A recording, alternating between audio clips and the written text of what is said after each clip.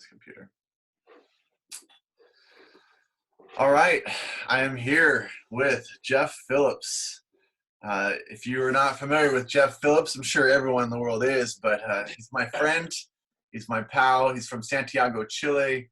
He leads the ministry called Ibero-American Ministries. Did I get that right?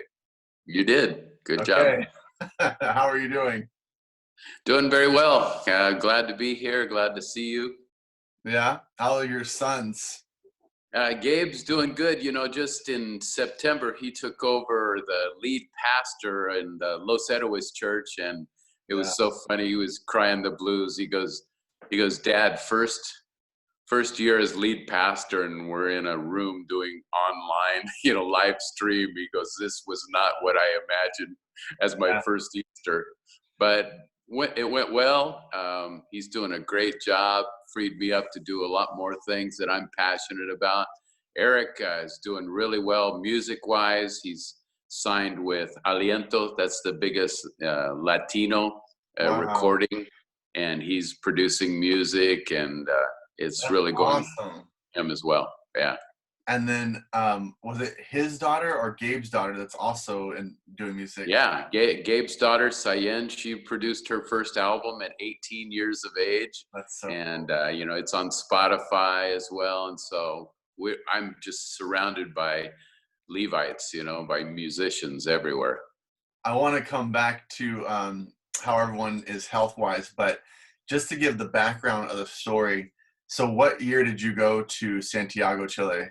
So it was 44 years ago in 77, the day after our first wedding anniversary, we took off for a 2-year commitment that's lingered a bit.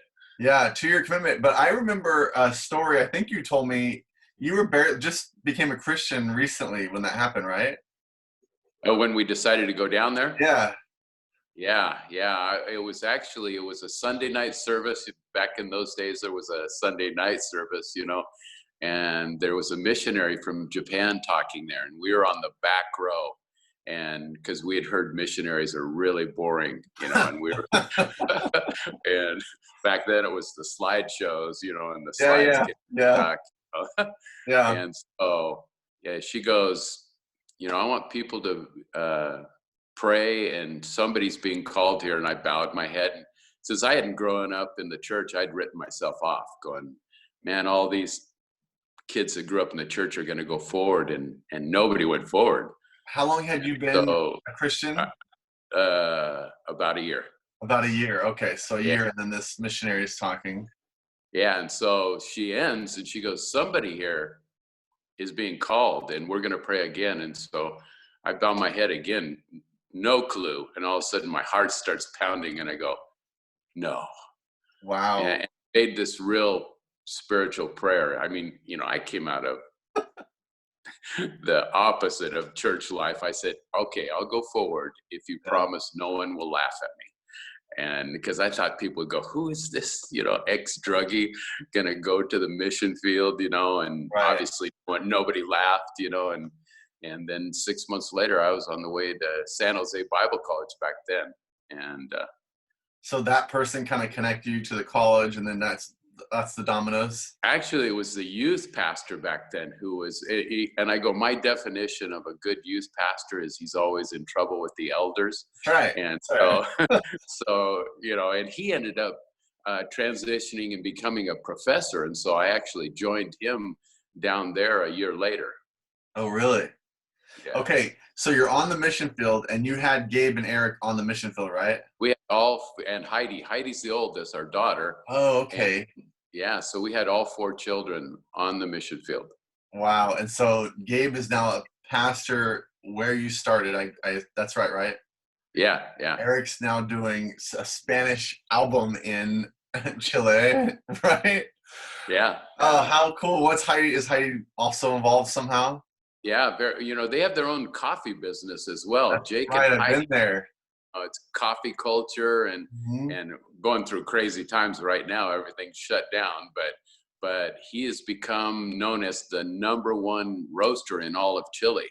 Yeah. And so he does things well. And Heidi she was on Friday night. She was on our live stream singing. And so our whole family is just still really involved in ministry. I just am so thankful, so blessed. Yeah, that is awesome. I was there, I think, in the year 2001 or two. No. Yeah, when the tsunami and when the earthquake, right? Yeah, no, it was 2010, I think. Oh, okay. When was the Yeah, tsunami? 2010. Yeah, yeah. Okay, so it was right there, and then I have had your sons to my house. Your son Eric's led worship for First Street Church. At the time, it was Valley Friends Church, and then we were Yeah. supposed to get together on March like 13th, and the whole world went crazy, and like all of a sudden, our school shut down. My job shut down. Everything shut down on that day that we were supposed to get together. And Yeah. you're on a plane flying back to Santiago like the next day, right? Yeah, because yeah, I mean, I had a whole month of speaking engagements lined up, and they just started canceling one after another. And then Yeah, Kathy goes, "They're going to shut Chile down. You're not going to get in, and you're going to yeah. be stuck with nothing to do in the U.S." And so I got on a plane and headed home. Yeah, I heard so many stories. People were like hours away from like being shut, like locked into that country wherever they were. Yeah, That's yeah. crazy. Okay, so how is Santiago, Chile? Is everybody healthy? What is the It, pandemic like there? there's about 8,000 people that have the virus. The amount of deaths is about 1%, so it's not real high. We have curfews at night, 10 o'clock until 5 in the morning. Nobody can be on the streets. Certain areas where it's higher, they have actually quarantined and nobody can go in and out. And what's interesting, it's the upper class because they had traveled so much. And so Oh, the really? virus is actually more active in the upper class than it is in some of the more rural areas or lower class areas. That's fascinating. Yeah, I would have I would have guessed it would have been rampant in areas where people are just sanitary issues, but that's yeah. not the case. Yeah, it's because the people hadn't been exposed to it, and then they started, limiting travel and they're pretty good about social distance and different things. Not like some of the countries that we're working in. It's just crazy. The whole idea of social distance just does not fly. Yeah, so I wanted to ask you that. So you've worked in Iraq and Kurdistan. No, is that right? Sierra Leone, been in Afghanistan, Morocco. Yeah, we've been in a lot of places. So have you Uh, kept in contact? How are they all doing? Oh yeah, 2003. We originally took the first team in the year of the war, Yeah. and we've had Chilean workers there ever since.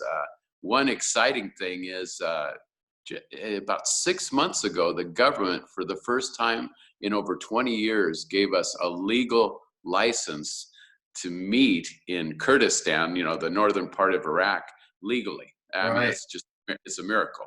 We're a legal church in a Muslim country. So it's pretty exciting. And we have this is a crazy thing. One of our Chilean gals, single, was over there basically running everything.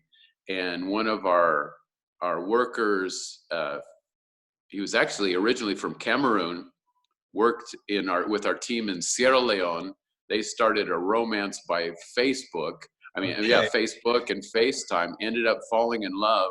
So they came to Chile. I got to perform the wedding, and they're heading up to work in Kurdistan. Just happens like that all the time. Normal. Oh man, So, but that's they're so doing a wild. great job over there. The believers are growing. We've actually going to start a training institute over there. Sierra Leone is the whole social distancing issue. We work in the villages, and just the whole concept of being apart. It didn't work, and Ebola was a giant mess there several years ago. It killed thousands and thousands because of the same reason. So they are a little bit more careful now, but the work there is going incredible. That's just turning into a church planting movement in Yeah. Sierra Leone. It's amazing. Have you contacted them since the virus? Has anybody Yeah, I'm on with them weekly, and in Sierra Leone, this is very interesting. There is only like 6 cases at this time. It's just amazing. I don't know. Well, they put in a lot of lockdown rules because of the disaster of Ebola, and so I think they've learned somewhat of how at least not traveling from one village to another. And Yeah. so things so far have gone well. It's a disaster economically for them, food wise. It's just a disaster in Sierra Leone. And in northern Iraq, have they experienced the pandemic? Yeah, it's higher there, and they have total lockdown there. I mean, just total lockdown because I think of what happened in Iran. Iran is just they've had just a tremendous amount of infections and deaths, and so I think northern Iraq responded quickly. And I sent a video out. I mean, a drone flying over a city of 1,300,000 and not a soul on the street. It's crazy. So it's interesting how it hits and where it's flowing through. It seems like, is it basically just travel? I mean, is that where it seems to be hitting most? I think that's where it all got started, and Yeah. then once it's in, I also sent this thing. There was all these mouse traps with ping pong balls on it, and they drop one ping pong ball on it, and they just all start going off. I think it's unless you just are really careful and stay home, you're going to be in big trouble. Yeah, I think in the U.S. right now there's this this movement of reopen because at first they really stopped it, right? I mean, some cities didn't, but where it stopped, it stops it from moving, and then everyone's like, "Well, this is stupid. There's not an issue. Why did we stop?" And then because that ping pong effect didn't happen, and so you get this other side that's angry that we shut down everything because now the country, it's a mess. You have to bring it all back to life again. Yeah, it's great. I know everybody's just wants to get things rolling again for the economy, but if you do it too soon, we're gonna be doing this again before we want to. Yeah, I get most of my news off of sports radio, so it's probably not the most accurate, but they're like, we have to start, and yeah, there'll probably be waves of it kind of ramping up again because, the whole key, I think, though, was not to overload the hospitals all at one time. Yeah. Because everyone's going to have some kind of antibody to it, right? After a while. Yeah, I would. Yeah. I'm not a doctor. Well, this is kind of a good news interview. So in the midst of all this and in the midst of a crazy world and a world where you're in Chile and we're here, obviously, in the U.S., we're both experiencing the same thing. What are some of the just cool stories, stuff happening that in the midst of it? Well, we're really blessed. Like I said, I mean, my son's a pastor now. I have a family full of musicians. We all live together. That's right. That's right. I've been to your house. The same house? Yeah. It's on a piece of property. You haven't been? Have you been on the new? We bought an acre of land. Well, when I was there, it was this massive building with 4 sections for each. That's it. Yeah. It was really cool. Like you designed it yourself, right? Yeah, when it was so funny before, because it's made out of walls that are stand-up walls, and so you cut in the windows later. And some of the neighbors had heard that I was a pastor, and the rumor got out I was building an ark because it had no windows. Yeah, it kind of looked like an ark. It just was a square. Yeah. So, but now that we have windows, and so this, since you've been here, my dad was going to come and live with us. Okay. And so we built a guest house. It actually was my dad's house, and he ended up not making it. He passed away, but he was 98 years old. So he had a wonderful life. So his guest house is now our studio. Nice. That is awesome. So this is where everything takes place, 6 days a week. And so you have a we just leave it set up. You have a studio, and yet it looks like you're holding an iPhone up in front of you right now. Is that what you're doing? Yes. Because this is about as techie as I get. Yeah. all that equipment you just pan to, and you're holding a phone out in front of you. Well, they did offer. I said, no, I think I can handle it this time. Oh, that's awesome. No, that's good. This is good, actually. See, have you been watching, I don't know, do you get like Jimmy Fallon and stuff down there? Yeah. I haven't watched it. I like him. Is Yeah, he he's pretty doing it funny? all like in his home, and he has his wife. His wife's holding an iPhone and filming him, and I'm like, I get it, like you just kind of put it together, but I'm thinking, couldn't you have certain equipment shipped of this billion-dollar corporation that you're in? Yeah.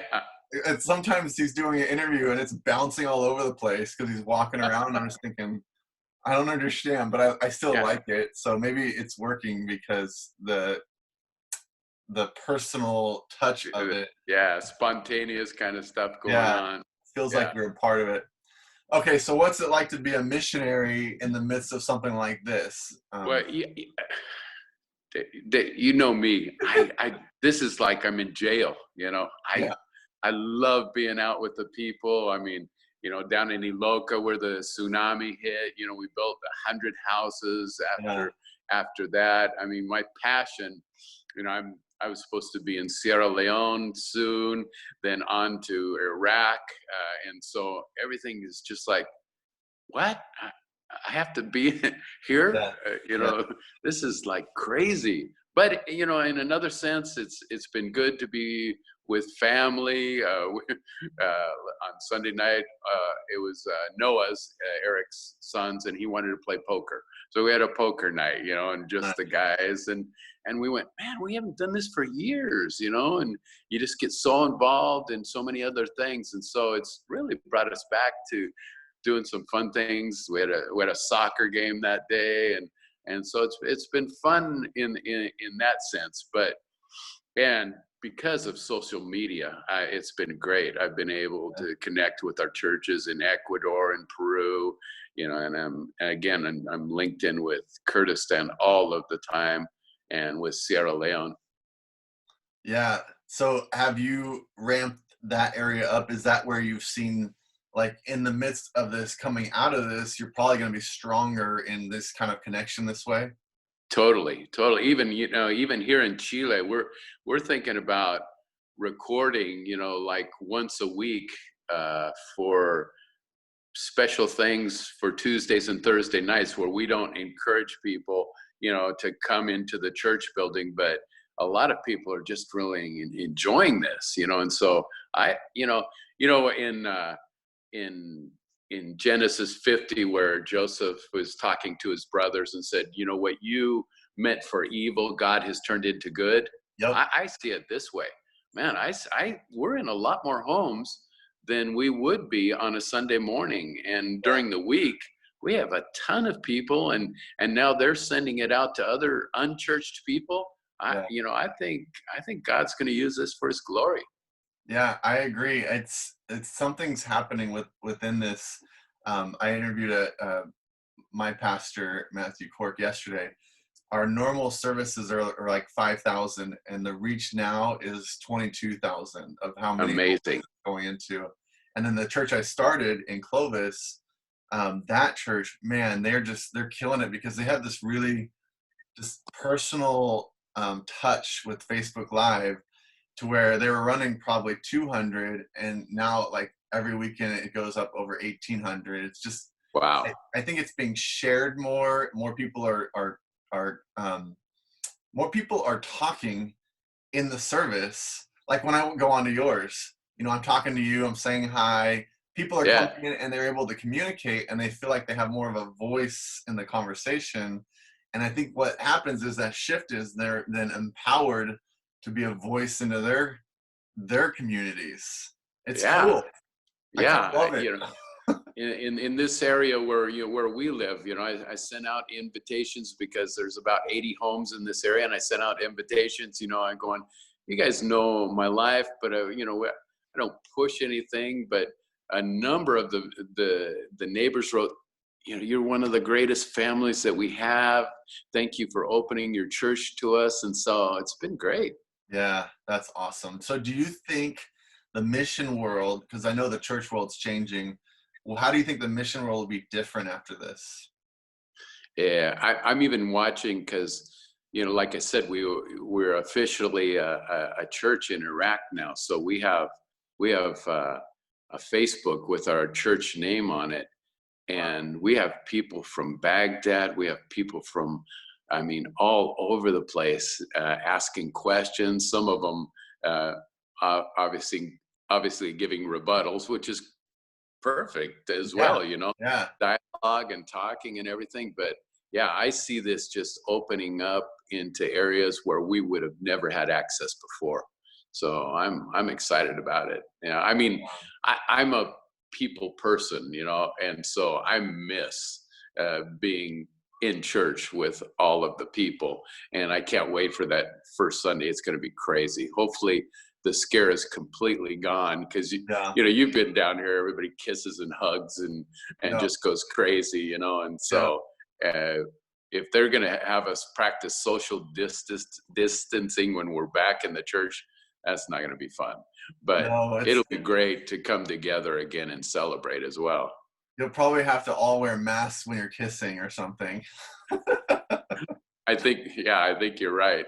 Oh man, that's interesting because there's certain cultures that are much more touchy. Oh Huh. yeah, That'll be interesting. In yeah. forgive my ignorance, in up in the northern Iraq, what happened with Syria on the border and all that stuff? Is there any Uh, change? Because I didn't the think U.S. leave? Sorry. Yeah, it was wrong. I'm sorry, but I have my definite opinions. Pulling out at that time Right. was a tremendous mistake. Kurdistan is one of the US's greatest allies. I mean, I was in Kurdistan when they caught Saddam Hussein. I was in country, Yeah. and literally it was a 3-day holiday. They danced in the streets with pictures of Bush and Blair and American flags, and because I don't look, I don't look Arab, they were just Right. hugging me and kissing me. And I said, oh, I was so glad to help, Glad I could it be there was, for you. but I mean, to this day, Mr. Bush, he is our father. And I've showed videos in the States of what took place those days. And they go, why don't you send that to a television station? And I go, because they wouldn't show it. It's not what's politically correct at this time. But I mean, Kurdistan loves the US. They are eternally grateful for being saved from Saddam Hussein. I mean, he had a genocide program to Yeah. wipe out the Kurds because they're not Arabs. They're from the ancient people group, the Medes. And so for him, it was like dishonoring to have non-Arabs in his country, and he wanted them all dead. And chemical bombs were used on them. I mean, it's Wow. horrible what took place. And so, I felt the Kurds go, I can't believe this is happening. We thought we had such an ally. It was sad. We thought it would get worse. We actually thought, some people thought that Turkey would take advantage and Yeah. invade into northern Iraq, but luckily that didn't happen.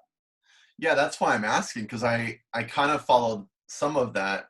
By the way, are the Kurds going to have their own nation, or are they staying part of Iraq? Oh, Is that you a, know, oh man, they tried a Brexit, yeah, yeah, oh, that's what. what a disaster. I mean, it was 99% we want out. Baghdad invaded, closed all the airports. What year was So that? just last year. I Oh, mean, they wow. closed down everything. I couldn't get into the country through the airports. I mean, if they could be a nation, they would. I mean, they're Yeah, the largest people group in the world that don't have a country. There's 40 million Kurds between northern Iraq, Iran, Turkey, and Syria. That should be Kurdistan. yeah. It's They so have their own fascinating. map. Is there And oil there? Is that why no one's letting them loose? yeah, there's Yeah, oil, especially in near our city where we work. I mean, that's what Kirkuk it's all is about. huge. If there Yeah, was nothing there, they'd be like, sure, you can have dude. Although, man, I mean, I feel so sad for the Kurds. They're just hated. They're surrounded by countries that hate them, you know. And if they were to declare independence, they'd just be invaded and wiped out. I mean, Okay, just so that's my question, and again, it's just because I didn't hear anything more about it. I know we left, and everyone thought Turkey was going to take over, and then I yeah. didn't hear another word. I don't even know what happened. I'm hoping underground, the U.S. said keep your hands off the Kurds. I'm hoping. Probably, and Yeah. I'm guessing that there's still some kind of base over there or something. Oh yeah, yeah. There's I still an alliance, but I mean, I think the Kurds really had hoped by now they would be a country. But it is, at least in northern Iraq, it is considered like a semi-autonomous region. So they do have quite a bit of freedom, and they have their own parliament, and they have a lot of things. But you know, when they cross the line, yeah, everything starts happening again. and I love that there's a church there. I mean, who would have thought, Yeah, right? That's pretty yeah. amazing. So we'll be keep praying for that. I really took a right turn there because I was like, I remember so much with that area, but I don't know what happened with it. So if I was just to kind of move this forward, what's the next phase for you, for your family, for the mission? Yeah, well, for me, you know, we have Ibero-American ministries, but we also, because we work in closed countries, we have another organization that's called End to End, Neighbors to Nations, Waging Peace in a Broken World. And so I'm really a pusher for that as well in closed countries. My passion to this day is to mobilize 1,000 Latinos into the Muslim world, or at least the least reached people groups in the world. And so I'm passionate about that. You know, Gabe is doing an excellent job. He occasionally lets me preach now and then. And so I still have a place here. I'm like co-pastor, but he's the lead pastor now, and is doing an excellent job, which is freeing me up to do what I'm passionate about. I've fallen in love with Muslims, and that doesn't go over well sometimes. You know, some people just say, you know, they're all terrorists, and it's just so sad. It's just like anything else. There's a percentage of bad people in every culture, Yeah. but most of them want to live in peace. They want to have good education, health, and be able to feed their families just like the rest of us.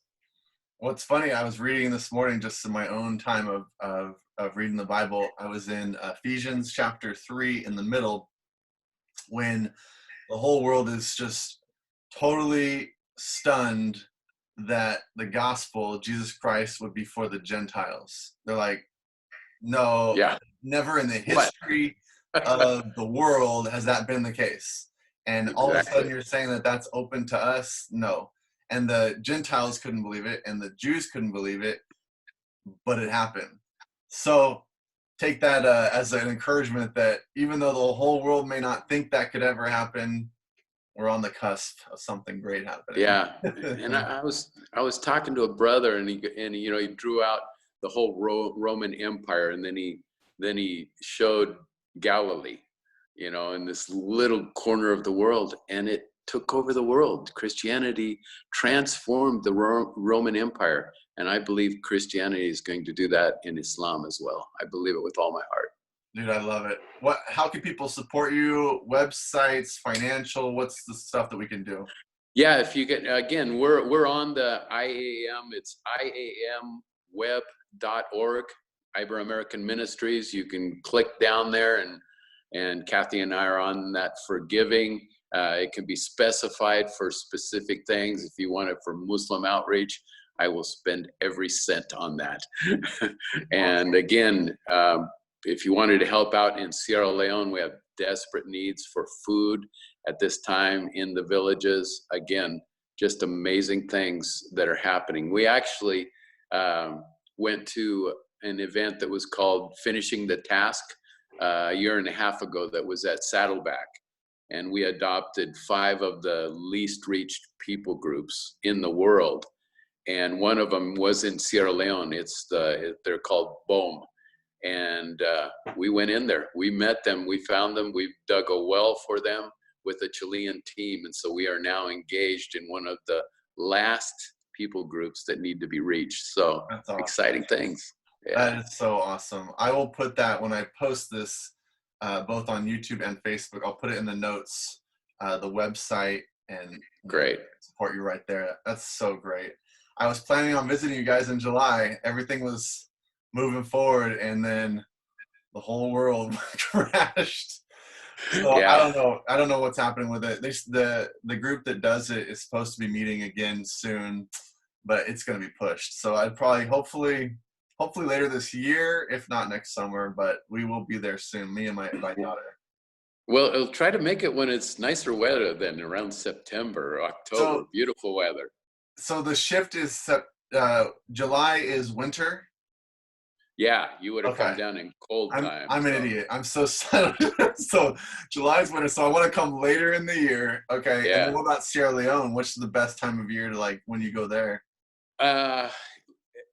It's always, there's only a rainy season there, but it's always nice there. You know, it's a little more humid sometimes, but it's a beautiful place to go. Iraq, if you like dry heat, it's your guys' summer. It's about 120 degrees, dry. You know, I don't know how many times I've tried to get a group that would go over there because I know that you have this ministry, and they're like, "No, we can't go there."